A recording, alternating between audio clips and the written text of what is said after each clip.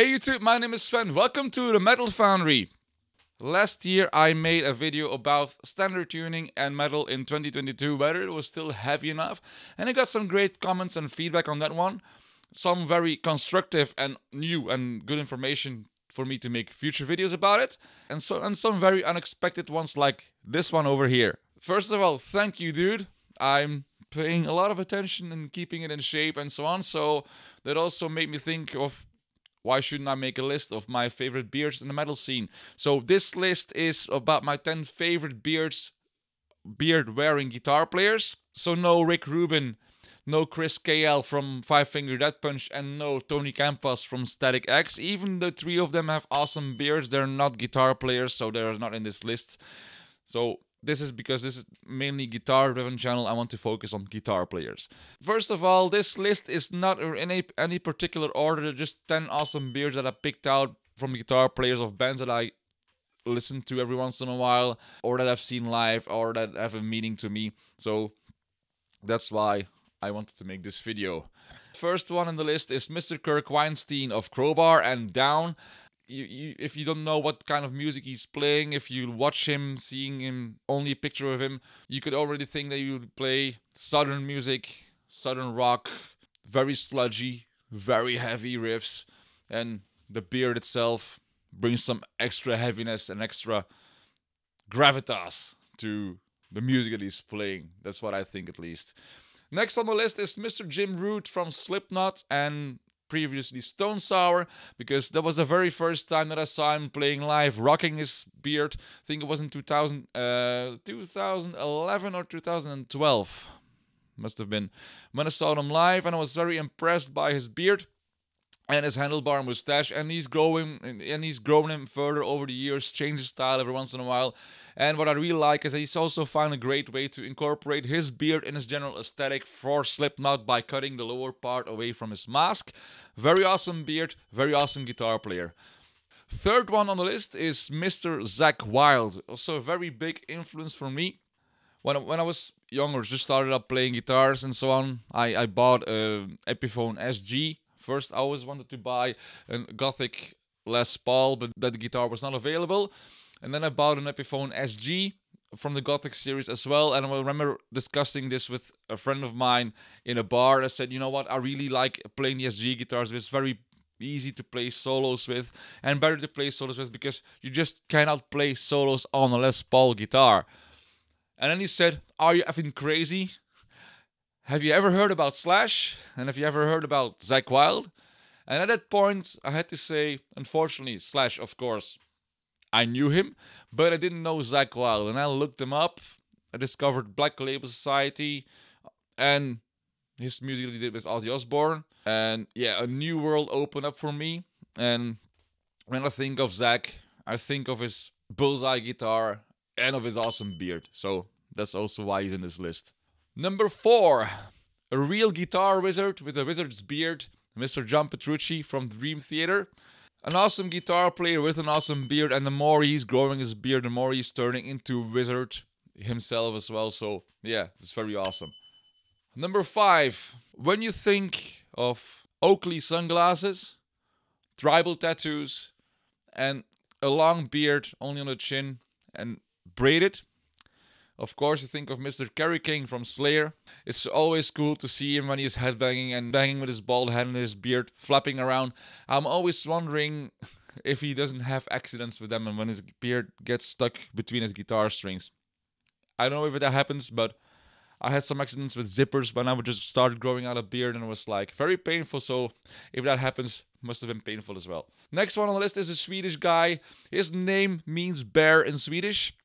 Mr. Björn Jolotte from In Flames. I don't even know if I pronounced his family name correctly, so please tell me in the comment section if I did or did not. It's always interesting. Swedish is a very cool language, and I started to learn a bit of it with Duolingo, the smartphone app. But all that aside is not very important for this video. Björn Jolotte, very awesome beard. I saw him for the very first time when he was playing with In Flames at Grasspot Metal Meeting, and he is... it directly struck me because he had a tiger stripe tattoo on his arm, very long hair and a very big beard, with a very heavy Les Paul custom.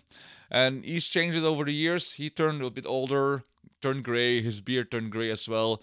And it's an awesome aesthetic, so Silver Fox. The next one on the list is Mr. Brent Hines from Mastodon. When I saw him for the first time at the Werchter Festival, together, it was before Metallica played there as well, I think. I was very impressed by his singing, his guitar playing, and by his beard, so that's also why he made this list. The next one is Mark Martin from Lamb of God. Lamb of God is actually a band that I only discovered, that I personally discovered in 2016, 2017. Before, I didn't really listen a lot to them. I listened a lot to Devil Driver, to Metallica, Slipknot and so on, but Lamb of God was not really on my radar until I started playing with War Beast Remains, and then I started paying much more attention to their music as well, to Lamb of God.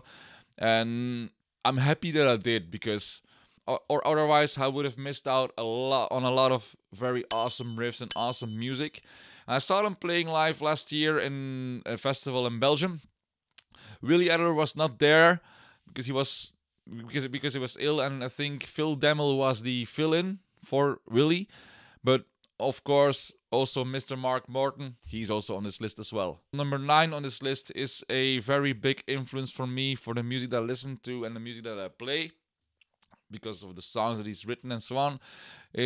Unfortunately, he's not longer among us. He passed away a couple of years ago, and he's very known for his special hairdo and his beard as well.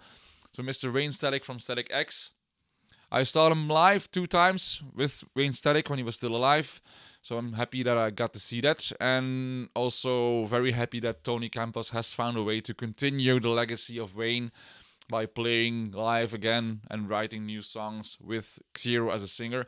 It's a bit of a pity that they didn't really find a way to incorporate the beard in the mask, but hey, already great A for effort. It's awesome that you guys are playing live again, and I can't wait to see you again in Belgium, because the last time I saw you guys was in Antwerp, together with Soil, Wednesday 13, Dope as well. So that was a very dope evening. Oh wow. I don't even have kids, but my dad jokes seem to be on point as well. Shit. Last one on the list, number 10. He is also a very big inspiration for me and a big influence. Not for the beard, because I had my beard before I discovered his YouTube channel. This is Mr. Ryan Fluff Bruce from Riffs, Beards and Gear. He has a very awesome YouTube channel. I already learned a lot from his videos before I started making my own channel and so on.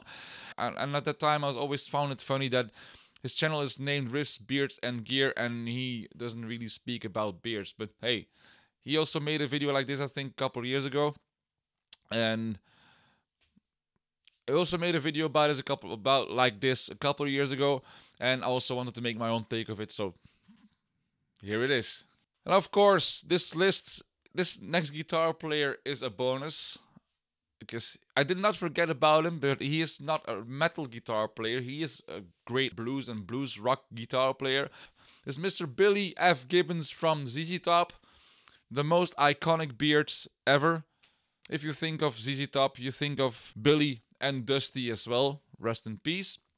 But Billy Gibbons, what an awesome guitar player, and also a very big influence for me, because when I think I was 4 or 5 years old, when I was playing guitar on top of my dad's car that was broken down, with my boots, my sunglasses, and playing air guitar on I think it was a tennis racket and while my mom was blasting ZZ Top through the speakers in the living room. Very awesome moment, and I still very fond of that memory. When I'm browsing through the family albums, that picture always brings a smile to my face. So that's basically my list. Let me know in the comment section what you think of the guitar players that I put in my ranking, and what you think about their beards. And also let me know in the comment section whether there are some guitarists that I forgot about or that I don't know about yet, because I'm always willing to listen to new music and learn about new guitar players and new beards and so on. That's all for me this week. As of the moment of filming this video, we are at 988 subscribers, and it's all thanks to you guys. So we're only 12 subscribers away from my first 1000, and I'm grateful for each and every one of you.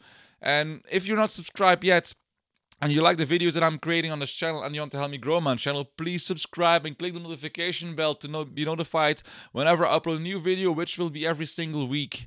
My name was Sven, you've been watching the Metal Foundry, and I look forward to see you in a future video. Bye.